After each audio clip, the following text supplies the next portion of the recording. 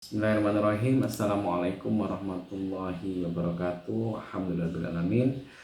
Segala puji bagi Allah Subhanahu wa taala atas rahmat dan karunia-Nya sehingga pada sore hari ini kita masih bisa bertemu di Inspirasi 3 menit Inskanit di keluarga besar Yayasan Nurul Islam Pare.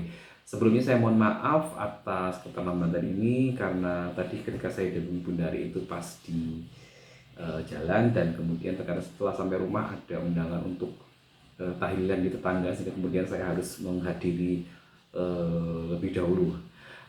Ustaz-ustaz sekalian, kali ini saya akan menyampaikan terkait dengan bersyukur ya.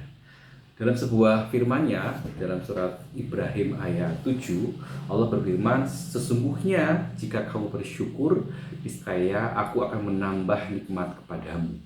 Ayat ini menegaskan bahwa syukur adalah kunci bertambahnya nikmat dan keberkahan hidup, termasuk keberkahan dalam mengajar dan mendidik anak-anak kita di unit-unit sekolah di Yayasan Nurul Islam Pare. Namun, bersyukur bukan sekedar mengucap Alhamdulillah. Bersyukur berarti menyadari nikmat, menggunakannya dengan benar, dan menjaganya dengan ikhlas. Menjadi ustaz-ustazah adalah salah satu nikmat yang besar menurut saya. Bagaimana tidak semua orang itu bisa mengajarkan, diberi kesempatan untuk menyentuh hati anak-anak dan menanamkan nilai iman, membaca Al-Quran, akhlak sejak dini. Itu yang menjadi kelebihan dari ustaz-ustazah kita yang diberikan kesempatan untuk bisa memberikan pembelajaran pada anak-anak didik kita. Ada sebuah kisah teladan yang menceritakan tentang seorang pengajar atau ustadz yang mengajar di tempat yang jauh. Kalau di luar Jawa itu cukup banyak ya, lokasi yang agak terpencil ya. Ada seorang ustadz di sebuah desa kecil yang setiap hari beliau berjalan kaki hampir 3 km menuju madrasah sederhana. Papan tulisnya sudah memudar, kursinya kadang goyang. Ruangannya itu lusuh mungkin dengan cat dan mulai mengerupas, namun setiap pagi beliau datang dengan senyum. Ketika ditanya, Ustaz, tidakkah Anda lelah mengajar di tempat yang serba kekurangan ini, apalagi jarak dari rumah panjenengan itu tidak dekat dan Anda harus berjalan kaki ke sini?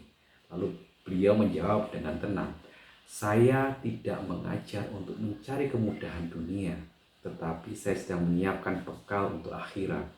Setiap huruf yang saya ajarkan, saya yakin menjadi saksi syukur saya kepada Allah Subhanahu wa taala. Masya Allah, inilah makna syukur yang sejati. Bukan menunggu nikmat besar, tapi mensyukuri kesempatan kecil yang Allah titipkan setiap hari. Kesempatan untuk bisa mengajarkan Al-Quran kepada anak-anak. Ustaz-ustazah yang dirahmati oleh Allah, syukur menjadikan kita lebih sabar menghadapi murid yang berakal. Syukur membuat kita tersenyum walau lelah. Syukur menenangkan hati karena kita sadar apa yang kita lakukan bukan hanya pekerjaan tetapi ibadah dan perjuangan. Kita juga ajarkan kepada anak-anak didik kita untuk bersyukur atas hal-hal yang sederhana. Bisa membaca Al-Quran, punya teman baik, punya guru yang membimbing, dan masih diberi kesempatan untuk belajar setiap hari. Ajarkan rasa syukur itu kepada anak-anak didik kita.